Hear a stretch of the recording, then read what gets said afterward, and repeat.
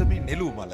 ඇයි මේක මෙච්චර වටින්නේ? ඔයාලා දන්නවා දැන් නුවරඑළියේ මේ නෙළුම් මල කියන එක පිපිලා දැන් ජනතාව පොරකක බලන්න යනවා. ඇයි මෙහෙම වෙලා තියෙන්නේ? මේ නෙළුම් මල අවුරුදු 12කට වතාවක් තමයි පිපෙන්නේ. ඒ කියන්නේ හිගයි. ආර්ථික විද්‍යාවට අනුව හිගයි නම් ඉතින් වටිනාකම වැඩි. සුන්දරත්වයේ කොහොම වුණත් හිගයි නම් වටිනාකම වැඩි. ඊට අමතරව මේක අපේ නීතියෙන් කැඩීම සම්පූර්ණයෙන් තහනම්. හේතුව ඒ තරම් මේක දුර්ලභ මලක්. ඇයි මේ නෙළුම් මල අවුරුදු 12කට වතාවක් පිපෙන්නේ? මේ නෙළුම් මල පිපෙන්න විශාල ශක්තියක්, පෝෂණයක් මේ පසින් ගන්නවා. ඉතින් ඒ හින්දා ස්වභාව ධර්මයෙන්ම මෙතන හැදිලා තියෙනවා. හැමදාම මේක පිපෙන්න ගියොත් ඒ ශක්තිය දෙන්න බැරි හින්දා අවුරුදු 12කට වතාවක් තමයි මේ ශක්තිය අරගෙන මේක පිපෙන තත්ත්වයටපත් වෙලා තියෙන්නේ. ඉතින් ඇත්තටම නෙළුම් මල් වලට වඩා සුන්දර මල් ලෝකේ තියෙන්න පුළුවන්. නමුත් මේක ගැන මෙච්චර කතා කරන්නේ, මේක වටින්නේ මේක මෙච්චරලම දුර්ලභ සාකයක්, දුර්ලභ මලක් බවට පත් වෙලා තියෙන නිසා.